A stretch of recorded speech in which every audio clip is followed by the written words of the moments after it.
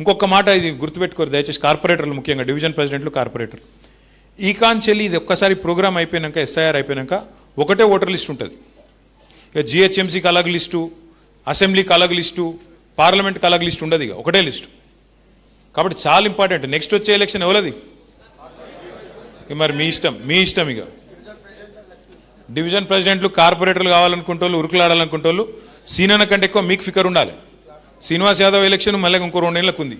ఏమంటావు? కొట్లాడు ఎందుకు రా పని చేయమంటే ఉరుకులాడు మన గట్లా కొట్లాడుతున్నామంటే ఇప్పుడే శ్రీనివాస్ యాదవ్ ఏమో కొట్లాడొద్దని చెప్తే నేను కొట్లాడతాను, ఇది ఎక్కడ కథ నేను అనుకుంటా. అయితే ఉరుకులాడుతున్నాం, కరెక్ట్, ఉరుకులాడు. అయితే నేను అనేది ఏంటంటే మీకు ఇందులో ఏం కన్ఫ్యూజన్ లేదు, ఆగమయ్యేది లేదు. మనకున్న నెట్వర్క్ ఎవరికి లేదు. రాష్ట్రంలో ఈరోజు 36,500 బూత్లుంటే ప్రతి బూత్లో మనిషి ఉండే ఒకే ఒక్క పార్టీ బీఆర్ఎస్ పార్టీ మాత్రమే. మిగతా వాళ్ళు ఎట్లా అంటే గాళ్ళు ఎక్కువ, మాటలు ఎక్కువ, బిల్డప్ ఎక్కువ తప్ప కింద లేరు. ఇప్పుడు మీ సనత్ నగర్ ఎగ్జాంపుల్ తీసుకోరు. పేరుకు కాంగ్రెస్ అధికారంలో ఉంది, అసలు ఆ ఇన్ఛార్జ్ ఎవరెవరికైనా తెలుసా? వాళ్ళు ఎవరు ఏంది ఏడికేంచి వచ్చారు ఎవరికి తెలియదు. మళ్ళీ ఏం పని పడ్డా కాంగ్రెస్ వాడు కూడా ఎవరి దగ్గర రావాలి? శ్రీనివాస్ యాదవ్ దగ్గరికి రావాలి. ఇంకోటి శ్రీనివాస్ యాదవ్ గారి గురించి ఒక 2 విషయాలు మీకు నేను చెప్పాలి. ఆయన మనిషి, నేను మిగతా నాయకులందరికీ చెప్తుంటే నేను హైదరాబాద్లో బయట కూడా నిజంగా ఏదైనా ప్రోగ్రామ్ చేస్తే ఎట్లా చేయాలో శ్రీనివాస్ యాదవ్ గారిని చూసి నేర్చుకోవాలి. ఏ ప్రోగ్రామ్ అయినా కేసీఆర్ గారిని తీసుకొని పోయి మనం హైదరాబాద్లో మొత్తం రాష్ట్రంలో డబుల్ బెడ్రూమ్ ఇల్లు కట్టాలి అన్నప్పుడు ముగ్గు పోసింది ఎక్కడ? IDH colony, Sanath Nagar constituency. ఆడ కట్టినాక పెద్ద పెద్దోళ్ళు వచ్చారు, గవర్నరు, ఐఏఎస్ ఆఫీసర్లు, డీజీపీలు, చీఫ్ సెక్రటరీలు చూసిపోనికి అరే ఎట్లా కట్టిర్రా బయట ఎట్లా ఒప్పించారు అని. ఎట్లా చేసిరంటే శ్రీనివాస్ యాదవ్ గారి నాయకత్వం వల్ల బ్రహ్మాండంగా చేసుకున్నారు. రెండోది మీకు ఆయన గురించి ఒక 2 విషయాలు మీకు తెలియని చెప్పాలి.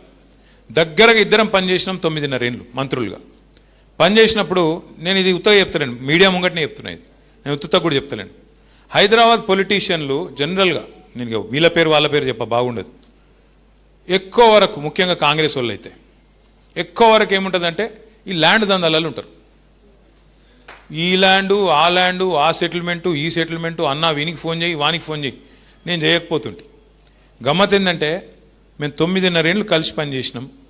ఒక్కటంటే ఒక్కరోజు 1 ఇంచు ల్యాండ్ గురించి ఎక్కడ కూడా ఎన్నడూ కూడా పైరవి కానీ ఇంకోటి కానీ చేయని నాయకుడు శ్రీనివాస్ యాదవ్ గారు.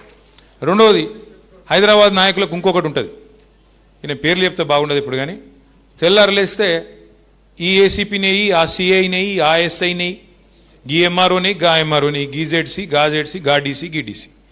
సీనన్న నేను అడుగుతుంటే నీకు ఎవరైనా కావాలా అని, వాళ్ళు అడుగుతున్నారు మరి నీకు ఎవరైనా కావాలి, నాకు ఎవరైనా నెయ్యి అంటుండే. అదే అరేంది భయ అంటే అదేంది భయ నువ్వు చెప్పు అంటే, నాకు ఎవరైనా పని చేస్తారన్నా, ఎవరితోనైనా పని చేయించుకునే దమ్ము నాకుంది, నేను చేయించుకుంటాను, నువ్వు ఎవరైతే వాళ్ళని. చాలా తక్కువ ఉంటారు ఇట్లాంటి నాయకులు. ఇప్పుడు నిన్న ఎంతో దూరం నిన్నటి ప్రోగ్రాం చెప్తాను.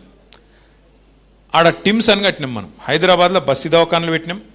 Telangana institute of medical sciences స్వాతంత్రం వచ్చిన నాటి నుంచి నిన్నటి దాకా హైదరాబాద్లో ఉన్నాయి 3 దవాఖానలు. అది కూడా కాంగ్రెస్ వాళ్ళు కట్టినాయి కావు, నిజాం కట్టిపోయింది. ఉస్మానియా, గాంధీ, నిమ్స్. నిమ్స్ అంటే ఏమిటిది? Nizam's institute of medical sciences. మళ్ళీ లేకపోతే వాడెవడో రాజీవ్ గాంధీ కట్టిండు, ఈడెవడో కట్టిండు అంటారు ఆయన లంగలాలు. కాంగ్రెస్ వాళ్ళకి సంబంధం కూడా లేదు. 3 దవాఖానాలు హైదరాబాద్లో, 3 అవి ఎప్పుడో నిజాం కట్టిపోయినాయి. మళ్ళీ అప్పటి నుంచి నిన్నటి దాకా కొత్త దవాఖాన లేదు. కోవిడ్ వచ్చినాక అసలు ఎంత అవస్థపడ్డారు ప్రజలు, మేము కళ్ళతో చూసినాం. ప్రభుత్వంలో ఉన్నమా రోజు బెడ్స్ కోసం మాకు వచ్చి పైరవీలు, ఆక్సిజన్ సిలిండర్ కోసం పైరవీలు, ఆక్సిజన్ దాని ఏమంటారు దాన్ని ఇప్పుడు మర్చిపోయిన పేరు, కానీ మాస్కులు, కాన్సన్ట్రేటర్లు, ప్రతిదానికో పెద్ద పైరవి, వెంటిలేటర్లు. ఎంత గడబడి ఉంటుండే, చచ్చిపోతామన్నంత భయము. తన ఇంటోళ్ళు ఆగమవుతుంటే చూడలేం కదా, బేచైన్ అవుతుండే. కేసీఆర్ గారు ఆ రోజు ఒక నిర్ణయం తీసుకున్నారు. ఢిల్లీలో ఎయిమ్స్ అనే హాస్పిటల్ ఉంటుంది, చాలా ఫేమస్. ప్రధానమంత్రులు కూడా అక్కడిని పోయి వైద్యం చేయించుకుంటారు. All India institute of medical sciences, AIIMS. ఆ స్థాయిలో మన తెలంగాణలో కూడా ఉండాలని చెప్పి మన హైదరాబాద్లో 4 టీమ్స్, ఒకటి కాదు 4 టీమ్స్ హాస్పిటల్ ప్లాన్ చేసిండు కేసీఆర్ గారు. Telangana institute of medical sciences అందులో సీనన్న కొట్లాడి ఆడ ఈడైంది సార్, నేను పెడతా, నాకాడ పెడతా అని చెప్పి చెస్ట్ హాస్పిటల్ మా సనత్ నగర్కు, జూబ్లీ హిల్స్కు, కుకట్పల్లికి అన్నిటికీ వస్తుంది, సెంటర్లు ఉంటుందని చెప్పి బ్రహ్మాండంగా సనత్ నగర్లో మీ ఎర్రగడ్డలో చెస్ట్ హాస్పిటల్ ప్రాంగణంలో 53 ఎకరాల జాగా, ఒకటి రెండు కాదు 53 ఎకరాల జాగా తీసుకొని వాళ్ళతో మాట్లాడి శ్రీనివాస్ యాదవ్ గారే దగ్గరుండి ఏప్రిల్ 26, 2022 నాడు కేసీఆర్ గారు స్వయంగా వచ్చి శంకుస్థాపన చేసిండ్రు. ఒక్క సనత్ నగర్లో చేయలే, ఎల్బీ నగర్లో చేసినాడు. గడ్డి అన్నారం మార్కెట్ ఉంటుండే ఆడ, ఆ మార్కెట్ను షిఫ్ట్ చేసి ఆ మార్కెట్ మళ్ళీ హాస్పిటల్ కోసం సౌలత్ కావాలని అక్కడ. మూడోది ఇంకో ల్యాండ్ గడ అల్వాల్లో, మీరు ఇప్పుడు ఇలా కరీంనగర్ పోతుంటే కనబడుతుంది రైట్ సైడ్ బ్రహ్మాండంగా అల్వాల్లో, అది కూడా మన ల్యాండ్ కాకుండే రామానంద తీర్థ ఇన్స్టిట్యూట్ అని వాళ్ళది ఉండే, వాళ్ళని పిలిచి బుదురకిచ్చి వాళ్ళకి వేరే కాడ ల్యాండ్ ఇచ్చి అది తీసుకొని అక్కడ. నాలుగోది గచ్చిబౌలిలో ఆల్రెడీ బిల్డింగ్ కట్టుంటే దాని 4,000 పడకలు, అంటే స్వాతంత్రం వచ్చిన కాంచెల్లి ఒక్క దవాఖాన కట్టలేదు మన తెలంగాణలో, మన హైదరాబాద్లో కట్టింది ఎవరు మళ్ళా కేసీఆర్. 4 హాస్పిటళ్ళు, 4,000 పడకలు. ఈ 4,000లో కూడా నేను పోయి చూసి వచ్చిన. ప్రోగ్రామ్ ఇంత గొప్పగా చేసిండంటే శ్రీనివాస్ యాదవ్ గారు, నేను ఉత్తగా అన్న మొన్న ఒకరోజు అన్న మనం పోయి చూసొద్దాంపా, నువ్వు మొన్న పోయినావు కానీ చూసొద్దాంపా, మనం కట్టింది కదా, మళ్ళీ వీడు పోయి రిబ్బన్లు కట్ చేసి వీడు డ్రామాలు చేస్తాడు 4 ఫ్లెక్సీలు కట్టి, వీడు రిబ్బన్ కటింగ్ మాస్టర్ ఉన్నాడు మచ్చర్ పైల్వాన్, కాబట్టి మనం పోవాలి కదా అంటే అన్నాడు నువ్వు రా, నేను ప్లాన్ చేస్తా అన్నాడు. నాకు నేను నిజంగా చెప్తున్నా, ఆడికి వస్తే నేనే మంత్రిని నేనే ఇనాగరేషన్కి వచ్చినట్టుంది ఆడగాడు. మొత్తం హంగామా చూస్తే వాళ్ళు ప్రెస్ వాళ్ళు పోలీసు వాళ్ళు వాళ్ళు పరిశాన్, అరే ఇదేంది పైకి ఇంతమంది అని.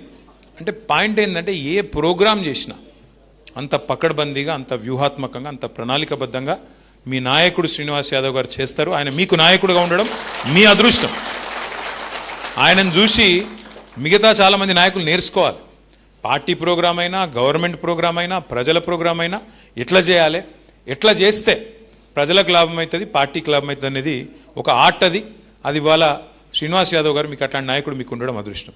నేను చివరిగా మీకు ఒక్కటే చెప్పేది, ఇవాళ హైదరాబాద్లో మనం ఒక్క సీటు కూడా కాంగ్రెస్కి ఇవ్వకుండా అన్ని మనమే గెలిచినాం. మీ దయ, మీ అదృష్టంతోనే గెలిచినాం. మీ దయతో, మీ పకడ్బందీ ప్రణాళికతో మీరు గుండెల్లో పెట్టుకొని గులాబీ జెండాను మోస్తే, మీరు కొట్లాడితే 2023లో రాష్ట్రంలో వేరే చోట ఎట్లున్నా హైదరాబాద్లో మాత్రం ఒక్క సీటు కూడా అటు ఇటు కాకుండా హైదరాబాద్ మాత్రం మనమే గెలిచినాం. అది కూడా ఏం మెజారిటీలు ఒకసారి యాద్ చేసుకోండి. రాష్ట్రం అంతా ఒక తీరుగుండే, కుత్బుల్లాపూర్లో 85,000, కూకట్పల్లిలో 72,000, ఉప్పల్లో మల్కాజ్గిరిలో 50,000, ఇక్కడ 40,000, సికింద్రాబాద్లో 40,000. ఇక్కడ ఓట్లు తక్కువ ఉంటాయి మన కాడ, లేకపోతే మనకు కూడా 1,00,000 వస్తుండే. సనత్ నగర్లో మన దగ్గర ఉండే ఓట్లే తక్కువ, 2,50,000, 2,20,000. అదే కుత్బుల్లాపూర్లో 8 లక్షల ఓట్లు. అంటే ఎందుకు చెప్తున్నా అంటే హైదరాబాద్ ప్రజలు మాత్రం మనని గుండెలో పెట్టుకొని చూసుకున్నారు. ఖచ్చితంగా మళ్ళీ కేసీఆర్ ఉంటేనే మళ్ళీ ప్రభుత్వం మళ్ళీ హైదరాబాద్ ముందుకు పోతుందని ఆలోచన చేసాం. ఎందుకు? మనం పని చేసినాం కాబట్టి. ఎక్కడ కూడా మనం పిచ్చి పనులు చేయలేదు, పని చేసినాం. మనము ఇండ్లు కట్టినాం, ఈయన లెక్క ఇండ్లు గులగొట్టే పని చేయలే. ఈయనేం చేస్తున్నాడు, శనివారం వచ్చిందంటే చాలు హైడ్రా పేరు మీద హైడ్రామా అని ఆడబడతాడు, ఇల్లు గులగొడతాడు. అరే గరీబోళ్ళు తెలుసో తెలియకనే కట్టుకున్నారు. కేసీఆర్ గారు రాష్ట్ర వ్యాప్తంగా జీవో నంబర్ 58 కింద 59 కింద ఎక్కడన్నా గరీబోళ్ళు గవర్నమెంట్ జాగాలు ఇల్లు కట్టుకుంటే 2,50,000 మందికి పట్టాలు ఇచ్చిన నాయకుడు కేసీఆర్ గారు. గవర్నమెంట్ అంటే ఏంటిది? గవర్నమెంట్ జాగా అంటే ఏంటి? ప్రజలదే కదా. మరి గరీబోనికి ఇల్లు ఇవ్వకపోతే నువ్వెందుకు గవర్నమెంట్? మరి ఆయన కట్టుకున్నాడు, కట్టుకుంటే నీకేం పోయింది? నీళ్ళ సౌలతి, కరెంట్ సౌలతి, రోడ్లేయు, మోరీలు కట్టు, ఆ జాగా రెగ్యులరైజ్ చేయి. అట్లా మనం 2,50,000 మందికి పట్టాలు ఇచ్చినాం. గిరిజనులు కొన్ని చోట్ల మరి జంగల్ కొంత సాఫ్ చేసి పోడు చేసి భూమి వ్యవసాయం చేస్తుంటే 4.5 లక్షల మందికి 4.5 లక్షల ఎకరాలకు పోడు పట్టాలు ఇచ్చిన నాయకుడు కేసీఆర్ గారు. అంటే ప్రజలు చూస్తున్నారు ఫరక్ ఏంది. గరీబోళ్ళను కడుపులో పెట్టుకొని కేసీఆర్ గారు చూసుకుంటే ఈయనేం చేస్తున్నాడు? ఈయన గురించి ఎంత తక్కువ మాట్లాడితే అంత మంచిది. కానీ ఒకటి మాత్రం పక్కా, ఇవాళ ఒక హైదరాబాద్లో కాదు, రాష్ట్రం మొత్తం ప్రజలు ఎదురు చూస్తున్నారు. ఎప్పుడు ఎలక్షన్ వస్తుందా, ఎప్పుడు కాంగ్రెస్ పోతుందా, మళ్ళా కేసీఆర్ వస్తాడా? ఇలా స్లోగన్ ఒకటే రాష్ట్రం అంతటా, కాంగ్రెస్ పోవాలి, కేసీఆర్ రావాలి, కేసీఆర్ రావాలి. ఇది మొత్తం రాష్ట్రంలో ఏడవై. రైతును అడుగు, తప్పు చేసినాం సారు ఏం చేయాలి, అప్పుడేదో అయ్యింది అట్లా అని బాధపడుతున్నారు. ఇక హైదరాబాద్లో అయితే ఏం మారలే, జోర్దార్ ఉన్నది పరిస్థితి. కార్పొరేషన్ ఎలక్షన్ ఎప్పుడు పెట్టినా ముమ్మాటికి మళ్ళీ గెలిచే పార్టీ ఖచ్చితంగా బీఆర్ఎస్ అని అనుమానం అవుతుంది. కానీ ఇంట్లో కూర్చుంటే గెలవం. ఇంకా అట్లా అని చెప్పి మళ్ళీ ఉపన్యాసాలు ఇస్తాం, నేను రోడ్ షోలకు వస్తా, సీనన్న తిరుగుతాడు, అట్లా కాదు. ఇప్పుడు మీరు పక్కడబందీ చేసుకుంటే, నేను ఇంతకుముందు లేవు నేను చెప్పిన వీళ్ళకు. నెక్స్ట్ ఎలక్షన్ ఎవలది? కార్పొరేటర్ లేదేనా? శ్రీనివాస్ యాదవ్ గారి ఎలక్షన్ ఎప్పుడుంది? సో ఎవరికి ఉండాలి కడుపు నొప్పి ఎక్కువ? మీకే ఉండాలి. ఇంకోటి నేను సీనన్న ముంగడి చెప్తాను, ఏమని అనుకోని, హైదరాబాద్లో, వరంగల్లో, ఖమ్మంలో ఎలక్షన్ అది ఏది ఉన్నది, ఎక్కడ కూడా ఎవరికి మాట ఇవ్వలే.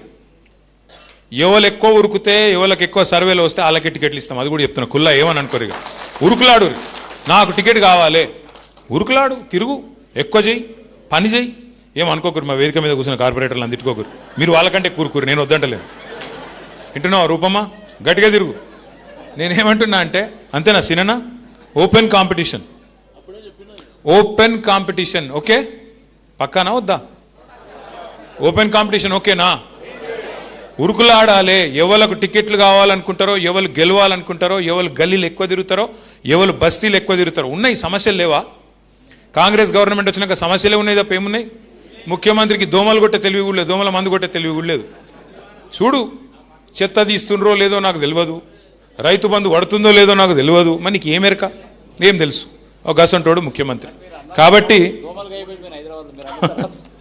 కాబట్టి నా రిక్వెస్ట్ మీ అందరితోని, ఎస్ఐఆర్ కూడా మన మీద ఫికర్ చేసే పని లేదు. మనం పక్కడబందీగా బూత్ స్థాయిలో చేసుకుంటే 4 పనులు చేయాలి. ఎక్కువ తక్కువ కన్ఫ్యూజ్ కావద్దు. 1000 ఓట్లు, 350 ఇండ్లు మీకున్నాయి. ఆ 350 ఇండ్లలో ఎవరు ఉన్నారు ఏం లేదు ఫస్ట్ మ్యాపింగ్ చేసుకోవాలి. ఈ నెలంతా ఆ పని చేయాలి. జూన్ 25కి మీరు తయారు ఉండాలి. వాళ్ళ ఇంటికి వస్తే ఇగో వీళ్ళది ఉన్నది ఓటు, వీళ్ళది లేదు, వీళ్ళు కొత్త ఓటు, వీళ్ళు షిఫ్ట్ అయినరు, ఇగో వీళ్ళు చనిపోయినరు అని చెప్పి ఇచ్చేస్తే మామూలు కథం. ఆ బిఎల్ఓ ఉంటారు, మీరు బిఎల్ఏ, వాళ్ళు బిఎల్ఓ, బూత్ లెవెల్ ఆఫీసర్ వాళ్ళు, బూత్ లెవెల్ బీఆర్ఎస్ ఏజెంట్ మీరు. కాబట్టి మనం స్పష్టంగా డేటా ఇచ్చి, ఇగో ఫలానా వాళ్ళ ఓటు ఉంది, ఫలానా వాళ్ళది లేదు. దీనివల్ల ఏం జరుగుతుంది అంటే, ఇప్పుడు మీరు కార్పొరేటర్ రేపు పోటీ చేయాలనుకుంటే వాళ్ళకు ఒక అటాచ్మెంట్ పెరుగుతుంది ఓటర్తో. అరే నా ఓటు రాయించిండ్రు, ఇక దొంగ ఓటు ఉంటే తీయించిండ్రు, ఇక మా వాళ్ళ ఓటు రాయించిండ్రు అంటే ఒక అటాచ్మెంట్ పెరుగుతుంది. కాబట్టి బూత్ లెవెల్ ఏజెంట్లుగా ఎవరెవరైతున్నారో సోదరులు సోదరిమణులు, దయచేసి రోజు కొద్దిగా సమయం తీసుకొని, ఇంతకుముందు సీనన్న చెప్పింది కరెక్ట్, మీరు టైం ఇచ్చుడే మాకు ఎక్కువ. మీకుండే రోజు పోరాటము, మీకుండే రోజు పంచాయతీ, రోజు ఉరుకులాటలో పార్టీకి 1 గంటనో 2 గంటలో 3 గంటలో ఇచ్చుడే ఎక్కువ. కాబట్టి మీకు సర్వదా శతదా మిమ్మల్ని గుండెల్లో పెట్టుకొని చూసుకుంటా, మర్చిపోనని చెప్పి మళ్ళొక్కసారి విజ్ఞప్తి చేస్తూ, పేరు పేరున అందరికీ హృదయపూర్వకంగా ధన్యవాదాలు. మరి ఇంకొక శిక్షణా కార్యక్రమం కూడా అవసరమని శ్రీనివాస్ యాదవ్ గారు భావిస్తే తప్పకుండా దాన్ని కూడా పెట్టుకుందాం. లేదు అంతా పకడ్బందీగా నడుస్తుంది అనుకుంటే ఎప్పటికప్పుడు టెలికాన్ఫరెన్స్ల ద్వారా టచ్లో ఉందాం. కానీ ఎక్కడ కూడా అర్హుల ఓట్లు పోవద్దు, దొంగ ఓట్లు ఉండద్దు. మనం ఫెయిర్ ఎలక్షన్ కొట్లాడదాం, మంచి నిజాయితీగా పనిచేద్దామని చెప్పి కోరుతూ